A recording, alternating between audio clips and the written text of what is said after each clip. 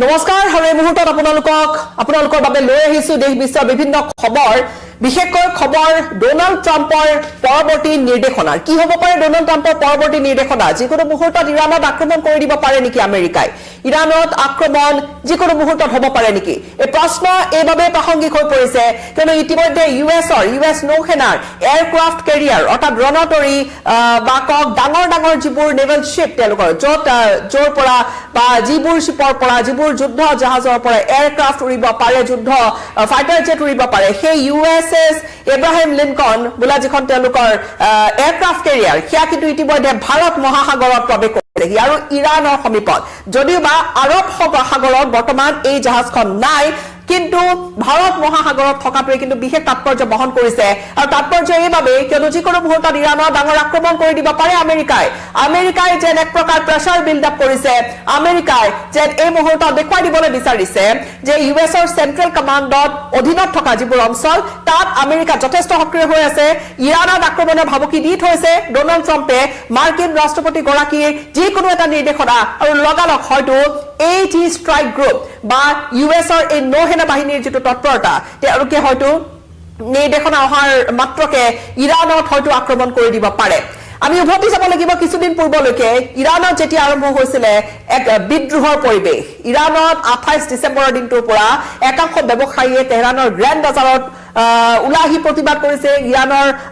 সৰ্বনিম্ন স্তৰৰ অৰ্থনৈতিক ব্যৱস্থাৰ বিৰুদ্ধে তেওঁলোকে কিছু হকা দাবী কৰিছিল তেওঁলোকে মূল্য বৃদ্ধিৰ বিৰুদ্ধে প্ৰতিবাদ কৰিছিল কিন্তু এটা সময়ত গৈ প্ৰতিবাদে ভয়ংকৰ এটা ৰূপ ললে প্ৰতিবাদ নিয়ন্ত্ৰণৰ নামত প্ৰতিবাদ দমনৰ নামত ইৰাণৰ বিৰুদ্ধে যেটো অভিযোগ খুব কঠোৰ পন্থা ব্যৱহাৰ কৰিলে যত একাংশই কয় ইৰাণে কয় যে প্ৰায় 3000 লোকৰ মৃত্যু ঘটিছে ইয়াৰ ভিতৰত সাধাৰণ বিক্ষোভকাৰীও আছে সাধাৰণ নাগৰিক আৰু সমান্তৰালকৈ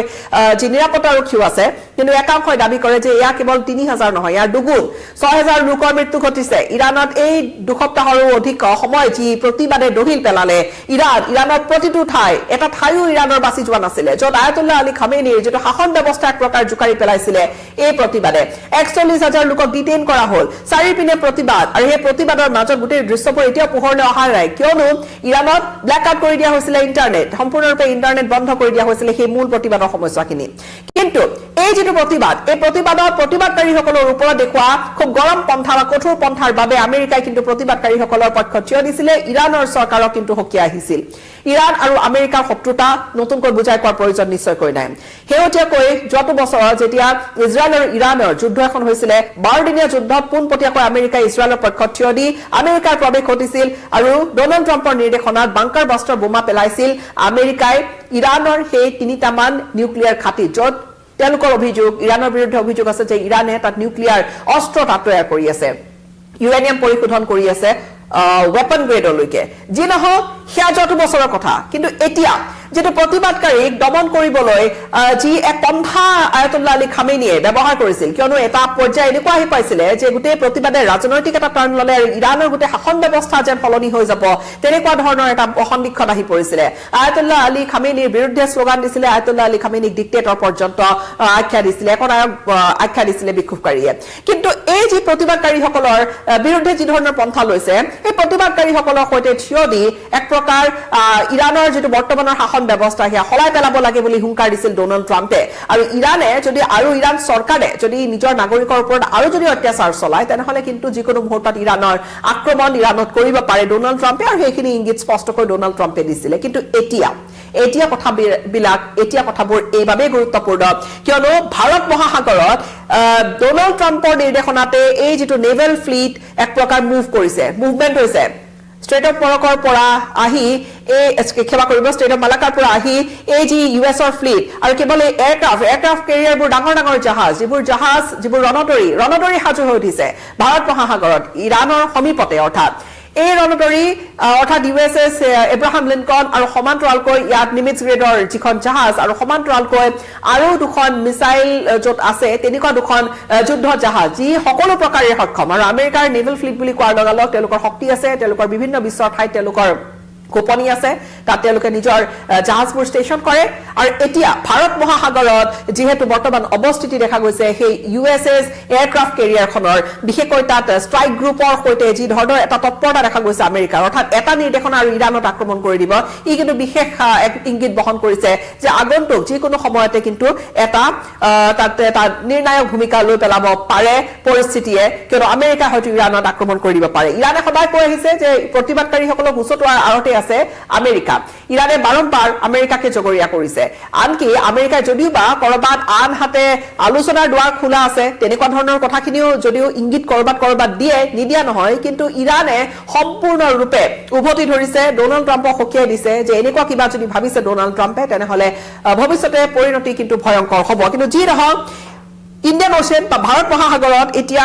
USS এব্ৰাহিম লিনকন আৰু লগতে তিনিখনকৈ আৰু ৱাৰশ্বিপ আহিছে এই যুদ্ধ জাহাজ কেইখনৰ অৱস্থিতিয়ে কিন্তু এক প্ৰকাৰ পশ্চিম এছিয়াত কিন্তু এটা খলকনিৰ সৃষ্টি কৰিছে পশ্চিম এছিয়াত আকৌ অস্থিৰতাৰ সৃষ্টি হ'ব নেকি US চেন্ট্ৰেল কমাণ্ডৰ ফালৰ পৰা সোমবাৰৰ দিনটো কোৱা হৈছিলে তেওঁলোকে গোটেই অঞ্চলটো ৰিজনাল ষ্টেবিলিটিৰ বাবে আৰু সিকিউৰিটিৰ বাবে এই জাহাজ কেইখন তালৈ মতাই আনিছে US চেন্ট্ৰেল কমাণ্ডৰ অধীনত পৰা ঠাইসমূহত ষ্ট্ৰাইক গ্ৰুপ যিয়ে ইণ্ডিয়ান অ'চিয়ানত কাম কৰি আছিলে তৎপৰ হৈ আছিলে পুনৰ কৈছো আৰৱ সাগৰত নহয় কিন্তু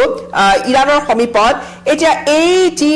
USৰ অতিৰিক্ত সেনা বাহিনী অতিৰিক্ত নিৰাপত্তা অতিৰিক্ত সামৰিক বাহিনী আহি যিহেতু সাজু হৈ আছে ইৰাণৰ সমীপতে মুঠৰ ওপৰত এনেকুৱা এটা কৰবাত প্ৰেক্ষাপট সাজু হৈ গৈছে যে আমেৰিকা এটা নিৰ্দেশনাৰ বাবেহে যেন ৰৈ আছে তেওঁলোকৰ ৰাষ্ট্ৰপতিৰ ফালৰ পৰা আৰু তাৰ পিছতে ইৰাণত হয়তো ষ্ট্ৰাইক কৰি দিব পাৰে আৰু কেৱল এয়াই নহয় আমেৰিকা অতিৰিক্ত নিজৰ ফাইটাৰ জেটৰ ফ্লিটো জৰ্ডানত সাজু কৰি ৰাখিছে পশ্চিম এছিয়াত দেখা গৈছে যে আজি কিছুদিন পূৰ্বলৈকে তাত USৰ এটা তৎপৰতা আছিল কিন্তু বিশেষকৈ নেভেল তৎপৰতা আজি কিছুদিন ধৰি নাছিল কিন্তু তাৰ পিছত পুনৰ আকৌ মুভমেন্ট আৰম্ভ কৰিছে আৰু এই যেটো কথা যে যদি প্ৰয়োজন হয় মাৰ্কিন ৰাষ্ট্ৰপতিগৰাকীৰ সেই কথাটোৱে কিন্তু কৰবাত নহয় কৰবাত আগন্তুক সময়ছোৱাখিনি এটা ইংগিত বহন কৰিছে যে আগন্তুক সময়ছোৱাত প্ৰতিবাদ যদি আৰু হয় প্ৰতিবাদ দমন যদি কৰিবলৈ কঠোৰ পন্থা ব্যৱহাৰ ইৰাণে কৰে বা আমেৰিকাৰ সৈতে যদি প্ৰত্যাহ্বান থিয় কৰোৱায় তেনেহলে কিন্তু আমেৰিকাই ৰৈ নিদিব আমেৰিকাই কুণ্ঠাবোধ নকৰিব আক্ৰমণ হয়তো কৰি দিব আৰু ইয়াত আচলতে আহিছে মূলতঃ বিক্ষোভ দমন কৰা কথাখিনিয়ে নহয় ইৰাণে মৃত্যুদণ্ড পৰ্যন্ত দিবলৈ ওলাইছিল যেটো কৈছে ডোনাল্ড ট্ৰাম্পে যেতিয়া 800 মান মৃত্যুদণ্ড বা এক্সিকিউশন তেওঁ ৰখাই দিছে 800 লোকৰ যি এক্সিকিউশন হেয়া তেওঁৰ বাবে বন্ধ হৈছে ইৰাণৰ প্ৰতিবাদকাৰীসকলৰ পক্ষত আছিল ডোনাল্ড ট্ৰাম্প আৰু সমান্তৰালকৈ ইৰাণৰ অফিচিয়েল যেটো ফিগাৰ হেয়া হৈছে 3117 গৰাকীৰ মৃত্যু ঘটিছে এই প্ৰতিবাদৰ সময়ছোৱাত কিন্তু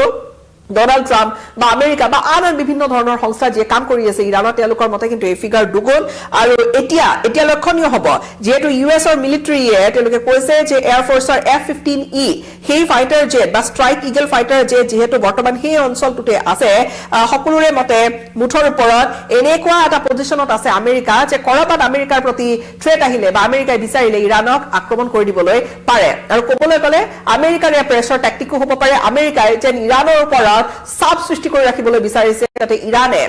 যিকোনো এটা সিদ্ধান্ত লোৱাৰ পূৰ্বে আমেৰিকাৰ শক্তিৰ কথা এক প্ৰকাৰ শক্তি প্ৰদৰ্শন কৰিছে শক্তিৰ ডিসপ্লে কৰিছে আমেৰিকাই যি নহওক ইৰাণে হকিয়াই থৈছে আগন্তুক কি হ'ব হেয়া কোনেও ক'বলৈ নোৱাৰে কিন্তু যেটো তৎপৰতা আমেৰিকাৰ দেখা গৈছে এটা কথা নিশ্চিত কিন্তু যে আমেৰিকাই এই মুহূৰ্তত শক্তি প্ৰদৰ্শন কৰি ইৰাণক হকিয়াই দিছে